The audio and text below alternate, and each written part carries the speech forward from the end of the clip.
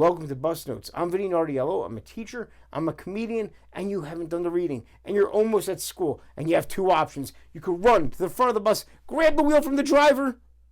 Don't do that. Watch this video instead. It's Bus Notes. Okay, today we're looking at One Flew Over the Cuckoo's Nest by Kesey, one of the greatest examples of countercultural literature involving a group of rebels fighting an unfair system and not caring what the consequences may be. But you're not like that. You care about the consequences. You want your teacher to think you read. But watch this video. Here's 5 things that you'll need to know to convince your teacher that you read One Flew Over the Cuckoo's Nest. Number 1, people to know. The book takes place almost entirely on a psych ward, okay? And our narrator is a man named the Chief. Chief Bromden, or Chief Broom they call him because he's always sweeping up. And he's a 6'8" Native American.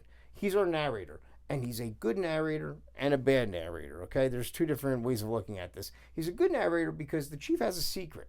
Although he can hear and speak, nobody on the ward seems to know this about him, all right? They think that he's deaf. They think that he's mute.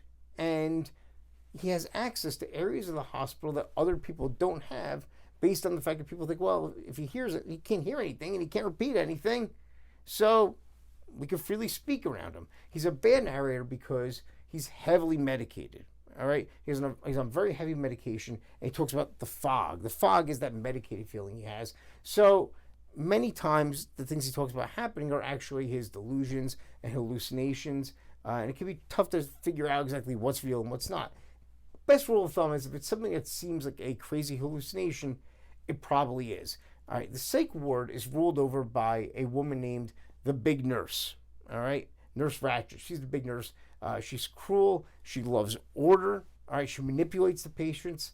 She just wants to have power over all the patients. There's a new man on the ward, okay, who's going to change everything up. A man named R.P. McMurphy. Randall Patrick McMurphy. He's a Korean War veteran who's in jail all the time, usually for fighting, okay, and he's impulsive, and he does things without thinking, and he's been on a prison work farm. And now he's being sent here because he's faking being mentally ill so he can get out of being on the prison work farm.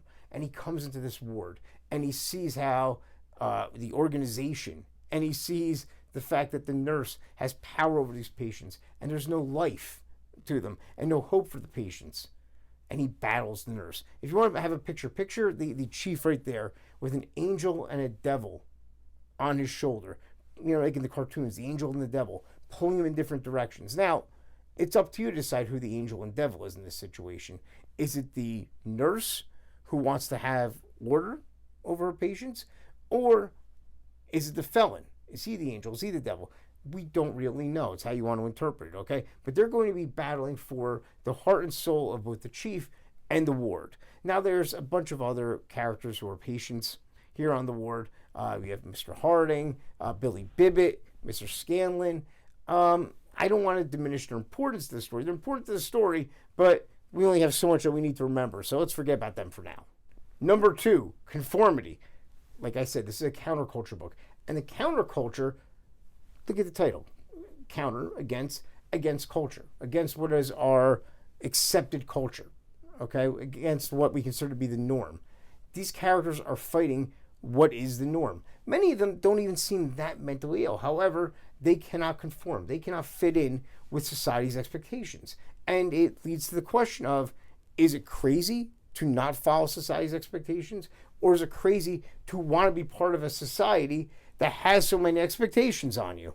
Number 3, the combine. The chief talks about the combine. A combine is literally a piece of farming equipment. And we see a lot of farm imagery used in this book. When the chief talks about the combine, he means a big machine that makes the world work. And he uses it interchangeably for the hospital and the world itself.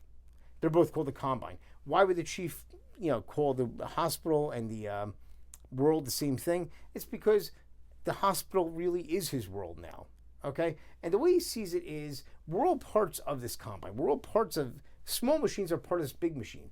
And small machines that don't work properly can't fit into the combine.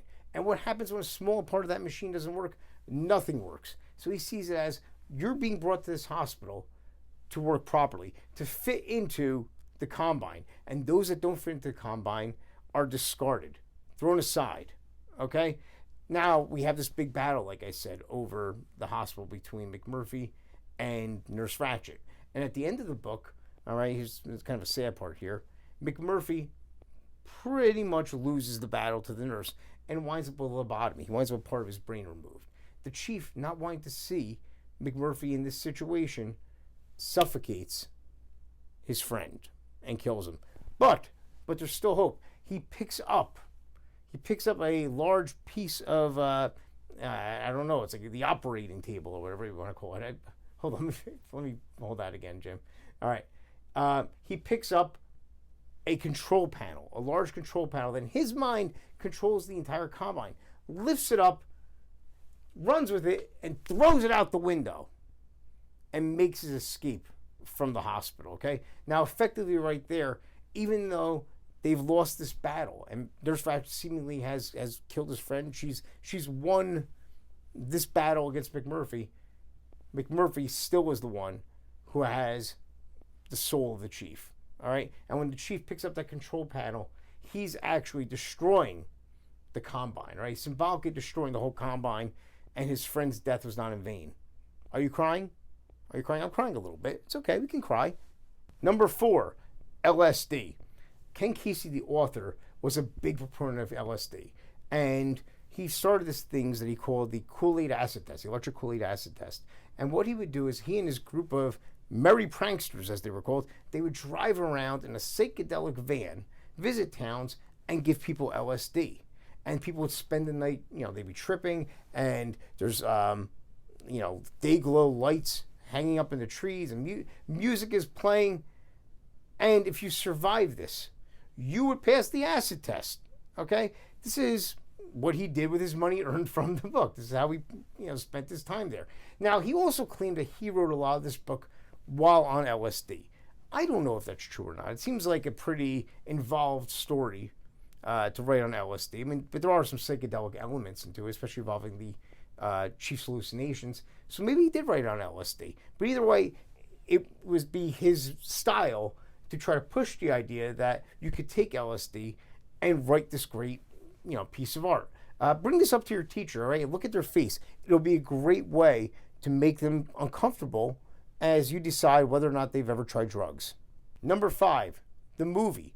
The movie version of this book is great. And you may even be able to argue whether or not the movie is superior to the book. It's a fair argument. It won the Academy Award. It won Best Actor, Best Actress, Best Director. All right, it's a great film, one of the best films ever made. However, do not watch the movie and think you can fake your way through the book, okay? You don't confuse the two. The main difference is that the chief is not the focal point of the movie. He's one of the major characters, but we don't even know that we don't even realize that he's able to speak and hear until the end of the movie, right? It's done as a surprise in the movie, whereas we know this as the reader right away.